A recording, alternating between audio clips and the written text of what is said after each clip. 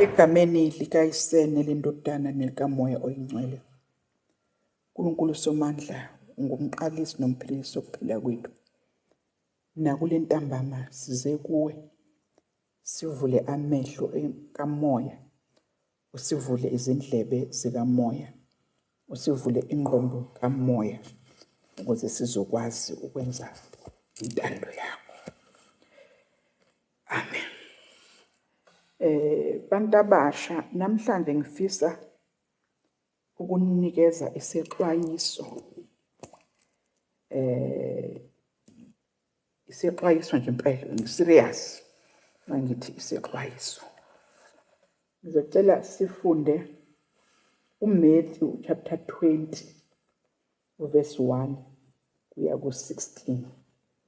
uMatthew chapter 20 verse 1 kuya ku-16. Kodwa ivesi engifuna ukukhuluma ngalo uMatthew chapter 20 verse 6. Okay. Isihloko sami namhlanje ngane zami njengoba ngikhuluma indaba yokuxwayisa sithi ungalokothi ubukele phansi abantu ocabanga ukuthi abakholwa nobabona impilo yabo iveza ukungakholwa. Ungalokothi ubukele phansi abantu othi wena mawubabuka ngoba nakweni uyakholwa bese uthi bona abakholwa, okukanye indlela abaphila ngayo iveza ukungakholwa. Yize kunjalo kodwa awunalo ilungelo negunya lokubabukela phansi. Uthando lukaNkulunkulu lubanele bonke abantu. Ingakho izwi lakhe lithi ukhanyisa ilanga lakhe phezu kwabahle nababi, anyuse imvula yakhe phezu kwabantu ababi nabahle. Ngakho-ke angeke nawe ukubone lokhu ukuthi ngoba naku wena wenza kahle phambi kwabuso kaNkulunkulu bese nje imvula nje seyinakini nje kuphela nelanga nje selikhanya kini kuphela. Angeke ukubone lokho. uNkulunkulu bathanda bonke abantu. Abantu-ke ababizwa ngokuthi bangamakholwa, ngane zami, banesifo sokuphakama nesokubukela phansi labo abacabanga ukuthi bona ngokubona kwabo abakholwa. Kanti uJesu wabafela bonke. Izwi kaNkulunkulu lithi bonke abantu bonile basilalelwe inkazimulo kaNkulunkulu. Uma wena inkazimulo kaNkulunkulu seyafika kuwe, awungcono ngalutho ngoba lokho kwaba umusa. uJesu wazi wathi ngelinye ilanga uma ngabe abaFarisi belokhu bemsola ngokuthi yena umixa nezoni, waze wabaphendula wathi abagulayo abadinga udokotela.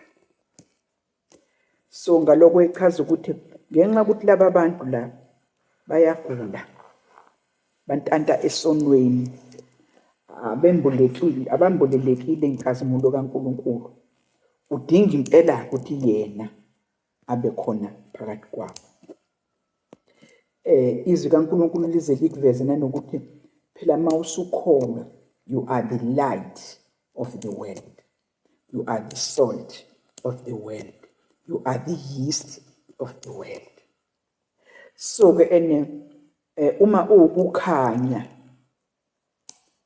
angeke usukeleke nje ukhanyisa ugesi emini igodi ibuka balele nelanga nawe ukhanyisa ugesi.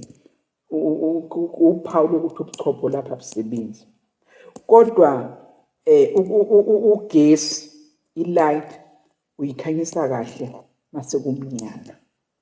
So-ke kusho ukuthi-ke wena njengomuntu omusha awukwazi ukubabukela phansi abantu abangakholwa. Instead, it is your responsibility to bring light to them. Angikuphinde lokho. It is your responsibility to bring light to them.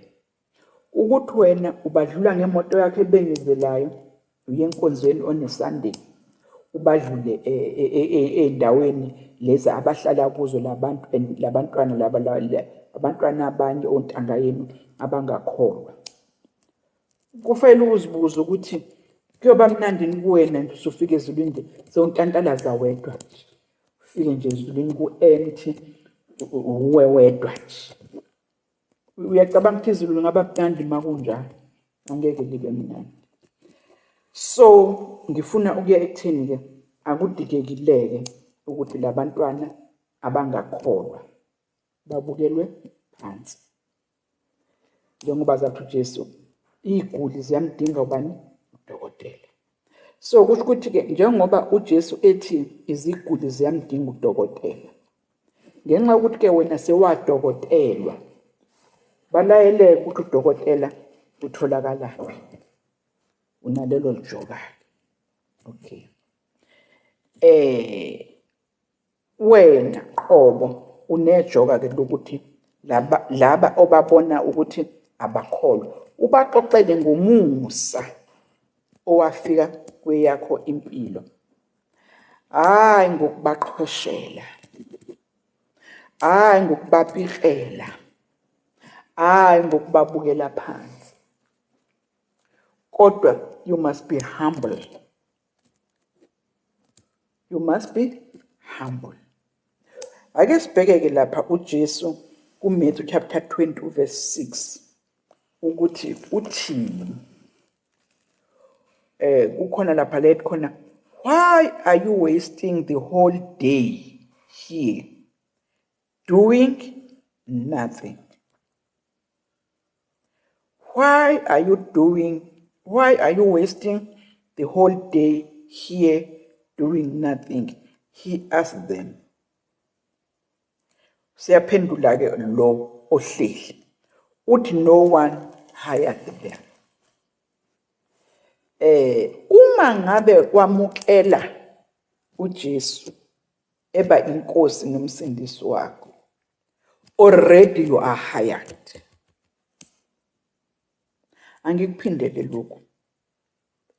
Kukhona lento yokucabanga ukuthi abantu abavela ema-Bible school ibona okufanele babe zisebenzi, okanye umfundisi wakho uyisebenzi, okanye uvangeli uyisebenzi. Cha, noma ubani owemukele uJesu usengene efieldini yobuso kaNkulunkulu, useyini? Useyisebenzi. Ingakho uJesu ebuza lana ukuthi ngoba naku umvini ukhona nje uhlale elweni la. Uze bayaphendula. Futhi phela ngithi abantu abasha banobuqa basho nje kugcwala umlomo, no one hired us. Kusho ukuthi boze babe hired ngoba sebebuye ema-Bible school. Ayikho leyo nto. Uma nje ubeka unyawo lwakho embusweni kaNkulunkulu, already you are hired. So-ke manje hired to do what? Ngenzeni?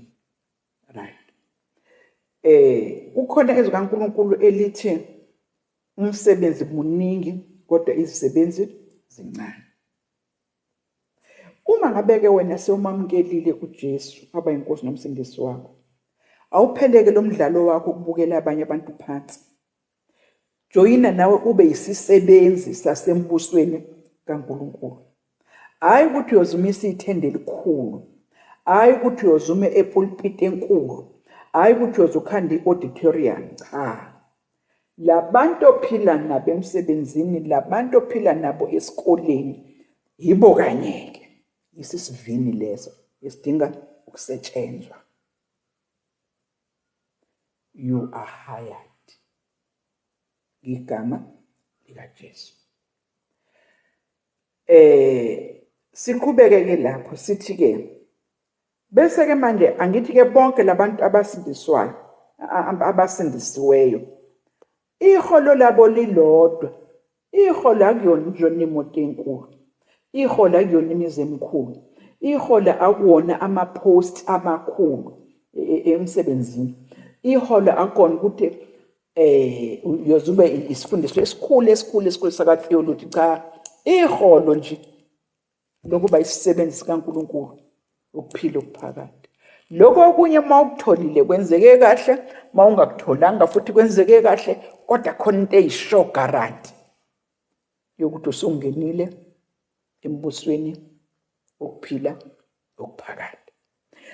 Uma ngabe ubheka-ke la laba abafike kuqala emsebenzini kulesi sivini bayakhononda, ngoba inkinga zingane zami abantu ngenxa yokuthi abawu-understand ukuthi umbuso kaNkulunkulu usebenza kanjani, bakhononda bephakathi endlini kaNkulunkulu.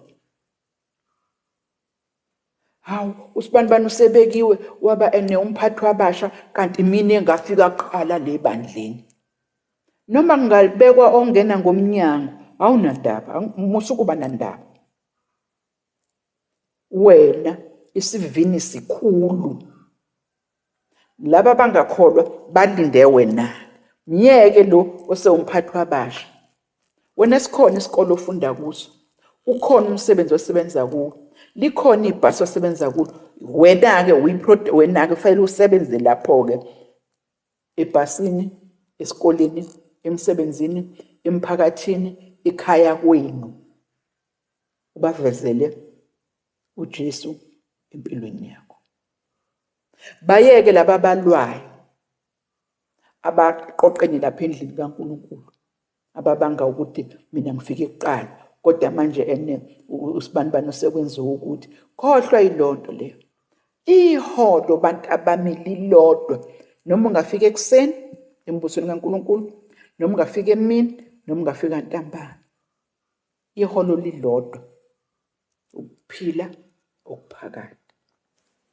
So-ke uma ngabe ungabheka nje iselelesi lesi sasinoJesu esiphambanweni, siyayibona yonke lento eyenzekayo laphaya. Ase sibone ukuthi ukuphila akukho ngaphandle kukaJesu. Ngithanda mase kuthiwa umuntu okholwa uJesu noma efa uyophila. So iselelesi sayibuka lento sathi right, isimo manje angeke kusakwazi ukusirivesa, kodwa ukhona osangenza utho ngempilo yami. Ngama last minutes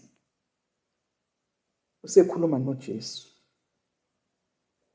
uJesu sethini kuye, namhlanje ngizokuba nawe eparadise. Uyambona ukuthi lo muntu ufike mhlambe ngo-5:02, kodwa iholo lakhe azolithola ngoba usamukele uJesu ngama last minutes. Ufana ncamashi nomuntu ongakaze arephe umuntu, ufana ncamashi nomuntu ongakaze angene ejele, ufana ncamashi nomuntu owemukela uJesu empilweni yakhe eneminyaka ewu-15, ngoba iholo lilodwa, iholo ukuphila okuphakade. Manje nake kuyonisiza-ke abantu abasha ukuthi nazi ukuthi akukho muntu esihlezi naye emhlabeni okufike simbukele phansi, akukho muntu esiphila naye emhlabeni okufike simlahlele ngaphandle kumbuso kaNkulunkulu. Kodwa uma sekwenzeke lelu guquko, le transformation, uba nomona nombuso wezulu, ube nomona nalabantu abayolahlwa, ukhulume nabo noma sebehluleka uku-understand, ube persistent, ube nesineke nabo, ngoba umsebenzi mningi kodwa isivuno sincane. Manje nake nabo laba-ke obanxenxayo ubavezele ubukhulu bukaNkulunkulu, ubavezele uthando lukaNkulunkulu. Uma uNkulunkulu esekusebenzisile wabawina, awuzuzishaya isifuba futhi ngabo ngoba bawinwa ngawuwe, kodwa bawinwe injongo kaNkulunkulu. uNkulunkulu kodwa usebenzise wena. So-ke awukwazi ukuzishaya isifuba ngabo uthi obani bemukela uJesu nje, yimi lo engangibavangela, yimi lo engangibashumayeza. Lutho ngeke uze umshintshe umuntu noma usuziginqa, kodwa izwi kuphela elihlaba inhliziyo yomuntu limbonise ukweduka kwakhe. Ngakho-ke umuntu omusha, noma kuphi la uhamba khona, noma kuphi la uhlala khona, noma kuphi la uphila khona, khumbula usesivini. Kunomvini udinga ukulinywa, kunomvini udinga ukuvunwa. Ungabukeli umuntu phansi ngoba ucabanga ukuthi akakholwa. Uwe obona ukuthi akakholwa, izulu limlindile, futhi izulu lifuna ukusebenzisa wena ukuze afike kulo.